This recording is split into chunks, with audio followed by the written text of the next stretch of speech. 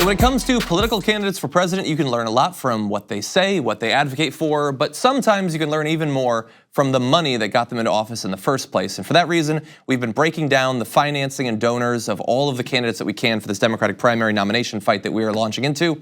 And the person who's been doing that for us, Ashley Balcerzak, Center for Public Integrity. Ashley, welcome back to the Damage Report. Thanks so much for having me. Always glad to have you here. And now we're talking about Senator Amy Klobuchar. And I know that in her past few elections, she has won very decisive victories. When it comes to fundraising, has she been equally successful? Yes, she has. Well, I guess it depends on what you're looking at. So she outraised her Republican opponent by 38 times, I believe. But okay, that's a big lead. Yeah, but then compared to the average senator, she's actually raised quite less. I think she raised $10 million over the last 6 years, and the average Senate candidate during that time was $16 million. So that's kind of a difference in that sense. So she was really good for Minnesota, but nationally, she's a bit lower. Okay, so that gives us some of an idea of how she might do in raising money for a national bid. When it comes to money on hand that she's previously raised and like personal wealth that she might be able to draw on to aid in her run for the presidency, how does she compare to some of the other candidates? Yeah, so she has $3.9 million on hand, which it's about in the middle, like compared to Elizabeth Warren, who has, I think, $11 million, quite much less than that. In terms of her personal wealth, her net worth is approximately around $1 million. They report their wealth in ranges, so it's kind of difficult to pinpoint exactly, and that doesn't include her mortgage. But in past campaigns, she hasn't given any of her own money, and I'm not sure if that's something she would be willing to do. Okay, so let's turn now to industries. We've previously talked about like Cory Booker with pharma and Wall Street and all of that. When it comes to Amy Klobuchar, historically, have there been standout industries that have been particularly supportive of her runs?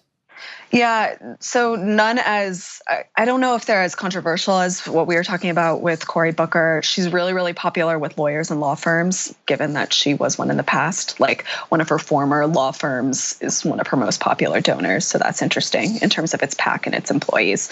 She's also really popular with women's issues groups, such as groups like Emily's List, that sort of thing.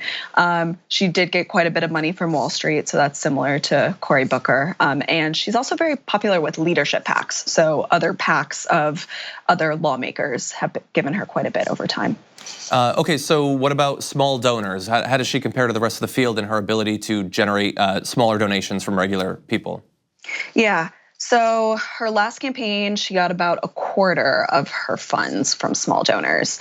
The Wall Street Journal did a really interesting analysis that was looking at the number of donations, and she's very far at the bottom of that. You have like Bernie Sanders up top and Beto. They have like millions of small donors, while Klobuchar is kind of at the bottom with like, I think it's 38,000, something very low. So it'll be interesting to see if she can kind of increase that support going forward or if she's kind of too far behind in that sense. Yeah, and I guess it's possible. I mean, Bernie had previously run for president, and Beto, his Senate race took on sort of national implications.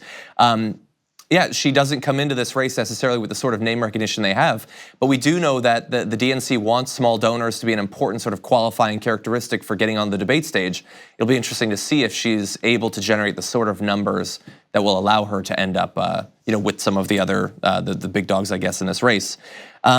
Okay, so fundraising strategy. We know that a number of different candidates have said they're not going to be accepting corporate PAC contributions. Where does she stand in terms of how restrictive she will be on how she fundraises?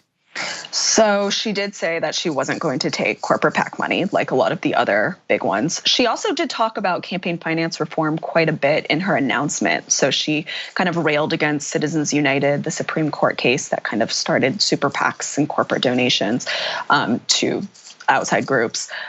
So she's kind of taken a stand there and talked about how she wants to get rid of dark money, so undisclosed donations in politics. So that's kind of been a thing that she is putting at the forefront of her campaign. So I'm glad that you went into that. Has she talked about any sort of like more radical revamping of campaign finance law? Does she express an interest in eliminating, personal financing of campaigns? She talked about a constitutional amendment to overturn Citizens United, which is quite bold. So that really stood out to me. Okay. Well, that's certainly something. Well, thank you for doing the digging that you did. I wish that we had a little bit more that we could say about the industries, but apparently she has not necessarily drawn significant fossil fuel or pharma or anything like that. It seems like, as with a lot of her stances on the big issues, she's a little bit of a mystery at this point, unfortunately. But we do appreciate you breaking down everything that is available. Yeah, one thing I did want to add that I did find interesting is, so there was an analysis put out from a local Minnesota paper that was showing that a lot of CEOs of Minnesota-based businesses are really fond of her. I think 11 out of 25 of the major company CEOs gave to her.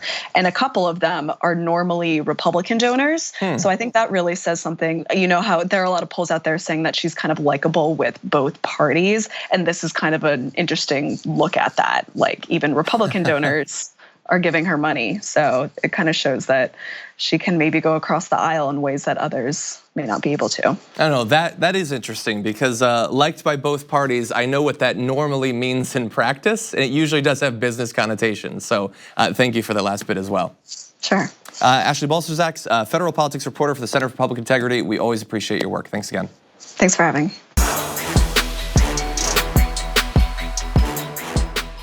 Thank you very much for watching this clip from the Damage Report. If you liked it, don't forget to subscribe to this channel and ring the bell on YouTube to get notifications of our new videos. And of course, you can catch the full Damage Report live every weekday at 1 p.m. Eastern, 10 a.m. Pacific on TYT Network on YouTube TV.